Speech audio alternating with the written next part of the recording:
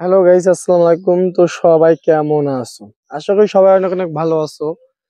আল্লাহর রহমতে আমিও অনেক ভালো আছি। কিন্তু আজকে তোমাদের কাছে যে বিষয়টা আমি শেয়ার করতেছি, হয়তো আমি আপনাদেরকে বলতেছি আমি ভালো আছি, কিন্তু আমার ভিতর থেকে আমি বুঝতেছি আমি ভালো নেই। কি জন্য ভালো নেই তোমরা থাম্বনেল দেখেই বুঝতে পারতেছো যে আমি কি কারণে ভালো নেই। আজকে এই বিষয়টাই তোমাদের সাথে বিস্তারিত আলোচনা করব যে আমি কিসের জন্য ভালো নেই।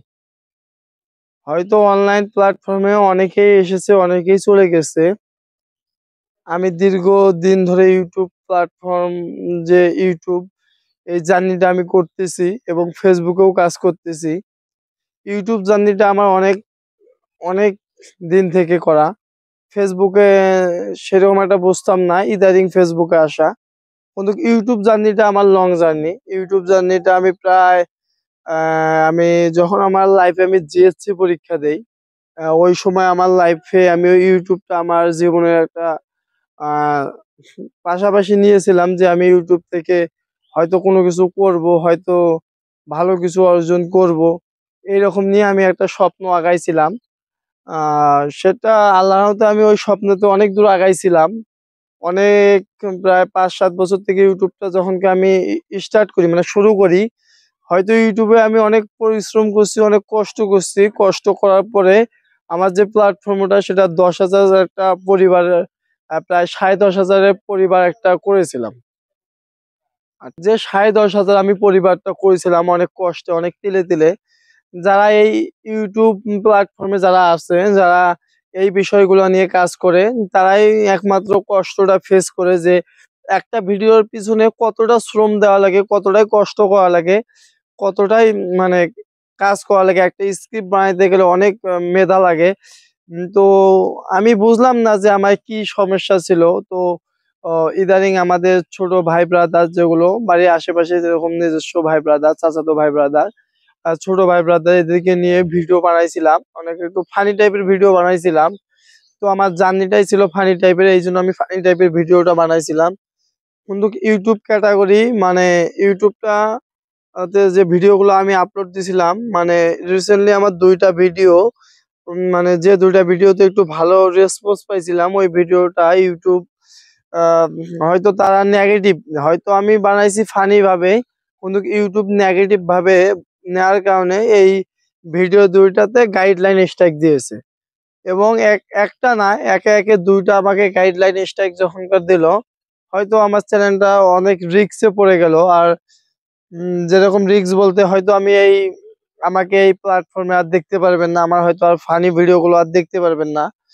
হয়তো আমি কথাগুলো আপনার সামনে কিভাবে বলতেছি আমি বুঝতে পারতেছি না, কিন্তু আমার ভিতর থেকে আমি বুঝতে পারতেছি যে আমার কতটা খারাপ লাগতেছে। তো আমি আপনাদেরকে বলে বোঝাতে পারবো না। বিষয়টা এইরকম না। তো আমি ইউটিউব জার্নিটা অনেক, প্রায় 7-8 বছর থেকে করছি। অনেক কষ্ট করে তিলে তিলে সেই 10,500 একটা পরিবার করছিলাম, কিন্তু আজ এভাবে যে ভেঙে যাবে আমি কখনোই কল্পনা করতে পারি নাই। আজ আমার খুব খারাপ লাগতেছে যে হয়তো তোমরা আমার ফেসটা, হয়তো আমার ফানি ভিডিও গুলো আর ইউটিউবে দেখতে পারবা না। হয়তো আমি ইউটিউব থেকে অতি তাড়াতাড়ি বিদায় নেব। হয়তো আর ইউটিউব জার্নি আমি আর করব না। কি কারণে করব না, হয়তো আমি ইউটিউব জার্নি আমি সেরকম বুঝতাম না। তো আমার এক বন্ধুর কারণে আমি ইউটিউব জার্নিতে আসা। আহ আসা সেটা বড় কথা না, যে আমি এত 7-8 বছর থেকে কষ্ট করে ইউটিউব জার্নিটা যেভাবে স্টার্ট করছিলাম, যে আজ প্রায় 7-8 বছর পর এসে যে ধুলোয় ভেসে যাবে, কখনো ভাবতে পারিনি আমি। সেটা বিষয় না, বিষয়টা হচ্ছিল ভাগ্যের উপরে সব নির্ভর। হয়তো আমি ইউটিউবে কোনো গাইডলাইন এবং রুলস, যত রুলস আছে, কেউ কিন্তু রুলস মেনে চলতে পারবে না। ওদের হাজার হাজার রুলস আছে, হ্যাঁ মেনে চলতে পারবো, যেগুলো মেনে মানার মতো না, মানার মতো ওগুলো মানি, মানে সব ধরনের মানার চেষ্টা করি। কিন্তু আমি জানি না যে আমার ওই ভিডিও 2টাতে কোনো ভুল ছিল। আমার জানা মতো ওই ভিডিওটাতে কোনো ভুল ছিল। এখন ইউটিউব কি জানি কি জানে আমি বুঝলাম না। ইউটিউব কিসের জন্য গাইডলাইন স্ট্রাইক দিল আমি সেটাও বুঝলাম না। হয়তো আমার হয়তো ওই জায়গায় কিছু ফলস নাই, আমার যত সম্ভব আমি ওই জায়গায় কোনো ফলস নাই। কিন্তু ইউটিউব কিসের জন্য যে ওইটুক ফলস ধরছে আমি সেটা বলতে পারবো না। সেটা ইউটিউবের ব্যাপার, ওরা কি রুলস দিছে না দিছে সেটাও আমি অতটা রুলস এর বিষয়ে আমি জানি না। আমার ইউটিউব জার্নিটা নতুন, কিন্তু ইউটিউব জার্নিটা প্রায় আমার 5-7 বছর হবে। আপনার স্ক্রিনে যে চ্যানেলটা দেখতে পাচ্ছেন এক্সার রায়হান, হয়তো এই চ্যানেলটার হয়তো আমাকে আর কোনো ফানি টাইপের ভিডিও দেখতে পারবেন না। হয়তো আমি আর ভিডিও আপলোড দেবো না, এটাই আমার শেষ ভিডিও। আমার স্ক্রিনে যে ইউটিউবটা দেখতেছেন, হয়তো এই ইউটিউবে আর ফানি ভিডিও আপলোড হবে না। তোমাদের সাথে আর হাসি মজা ঠাট্টা আর করবো না। হয়তো তোমরা আমার এটাই শেষ ভিডিও। তোমরা আমার আর কোনো ফানি ভিডিও এই ইউটিউব প্ল্যাটফর্মে আর পাবা না। আমি ইউটিউবে অনেক আশা নিয়ে এসেছিলাম, সে আশাটা আজকে ধুলোয় মিশে গেল। আমি বুঝতেছি না আমি কি করব। হয়তো যারা ইউটিউব প্ল্যাটফর্মটা অনেক কষ্ট করে করছে তারাই বুঝতে পারবে যে ইউটিউব প্ল্যাটফর্মটা আসলে কতটা কষ্টের, কতটা। তো আমি নিজেও বুঝতেছি না আমি কি করব। যাই হোক, যত কিছুই হোক, আমি হয়তো আর ইউটিউবে ব্যাক আসবো না এবং ফেসবুক থেকেই বিদায় নেব। ফেসবুক, ইউটিউব মানে অনলাইন প্ল্যাটফর্ম থেকে বিদায় নেব। হয়তো আমি যদি তোমাদের কাছে কোনো ভুল ত্রুটি করে থাকি তো সবাই ক্ষমা করে দিবেন। হয়তো আমাকে এই ইউটিউব প্ল্যাটফর্মে জানিতে আর পাবেন না, ফেসবুকে জানিতে পারবেন। আমার ভালোবাসার যা মানুষগুলো আছে, তো সবাই ভালো থাকবেন, সুস্থ থাকবেন। আর সবাইকে একটা কথাই বলবো যে তোমরা যদি ইউটিউব প্ল্যাটফর্মে আসতে চাও, ফেসবুক প্ল্যাটফর্মে আসতে চাও, ওদের কিছু রুলস আছে, ওগুলো রুলস মেনে চলবা, অবশ্যই সফলতা পাবা। তো আমি কি আর বলবো, আমি ওদের রুলস সবগুলাই প্রায় মানছিলাম। না মানার মতো কোনো আমার ওই জায়গায় ছিল না। আর আমার বেশি করে একটাই ভুল ছিল যে আমি ইউটিউব জার্নিটা আমার অনেক বড় হলেও আমি ইউটিউব সম্পর্কে বেশি একটা জানতাম না। যে ইউটিউব গাইডলাইন একটা স্ট্রাইক আসলে যে ওটা আপিল করা যায়, সেটা আমি জানতাম না। সেটা আমি আপিল করতে পারিওনি। সেটা সেই ভিডিওটা আমি অলরেডি ডিলিট করে দিয়েছি। সেটা কখনোই আর সম্ভব না আপিল করার জন্য। হোক সেটা বিষয় না, আল্লাহ যা করে ভালোর জন্য করে। হয়তো এই চ্যানেলটা আমার কপালে ছিল না, এর জন্য হয়তো নাই। কি আর বলবো, দুঃখের কথা। কি আর বলবো, বলার মতো আর ভাষা খুঁজে পাইতেছি না। যাই হোক, যারা ইউটিউব প্ল্যাটফর্মে আসবা তারা ভেবেচিন্তে ভিডিও আপলোড করবা, অন্য ভিডিও কপি করবা না। নিজে যা পারো সেই স্কিলটাই দেখাবা। আমাদের স্কিল থেকেও কোনো কাজ হয়নি। তো আমরা অবশেষে অবশেষে আমরা ইউটিউব জার্নিটা এরকম যে ইউটিউব জার্নিটা এরকম যে তোমরা গাইডলাইন যদি মেনে চলো অবশ্যই সফলতা আনতে পারবে, অনেক কিছু করতে পারবে, অনেক বড় হতে পারবে। আর একটা ইউটিউব চ্যানেল যারা ক্রিয়েট করে, মানে একটা ইউটিউব চ্যানেল যারা চলায়, তারাই বুঝতে পারবে যে একটা সাবস্ক্রাইব অর্জন করতে কতটা কষ্ট হয়। সেটা আমি বলবো না, যারা ইউটিউব জার্নিতে আছে তারাই বুঝবে। তো আমার প্রায় 7-8 বছরে যে আমি 10,000 সাবস্ক্রাইব মানে 10,500 সাবস্ক্রাইব করেছিলাম, সেটা স্ক্রিনে আপনারা দেখতে পাচ্ছেন যে চ্যানেলটা, যে সেই এই চ্যানেলটা আর হয়তো আপনাদের মাঝে থাকবেও না, হয়তো কিছুদিনের মধ্যে। আহ চ্যানেলটা আমি জানি না চ্যানেলটা কি করবো, কিন্তু আমার ফোন থেকে আনলগ ইন হয়ে যাবে। আমি এই ইউটিউবে আর থাকবো না। প্রায় 36 দিন এই স্ক্রিনে দেখা যাচ্ছে, আপনারা দেখতে পাচ্ছেন, প্রায় 35, 36, 37 দিন ভিডিও আমি আপলোড করতে পারতেছি না। আমি জানি না যে ইউটিউব এটা কি কারণে আমার এটা গাইডলাইন স্ট্রাইক দিল। আমি এটাও বুঝতে পারতেছি না। গাইডলাইন স্ট্রাইকও ঝুলঝিয়ে থাকে। আমার যতটুকু জ্ঞানে বলে ইউটিউব যদি 3 মাস থাকে, সেটা ইউটিউব জানি আমাকে একটা লং টাইমে দিছে। আর এটা চ্যানেলটা হয়তো আর গ্রো হবে না। চাইছিলাম যে আবার ইউটিউবে ব্যাক করব, কিন্তু মন মানসিক ওইরকম নাই। আর চাইলেও হয়তো আমি আর ইউটিউবে ব্যাক আসতে পারবো না। উম তো আমারও সংসার আছে, আমাদেরও ফ্যামিলি আছে, ওইদিকে দেখতে হয়। যাও কষ্ট করে একটা ইউটিউব জগতে এসেছিলাম, ইউটিউব প্ল্যাটফর্মে এসেছিলাম। হয়তো ইউটিউব প্ল্যাটফর্মটা অনেক দীর্ঘদিন থেকে আসা।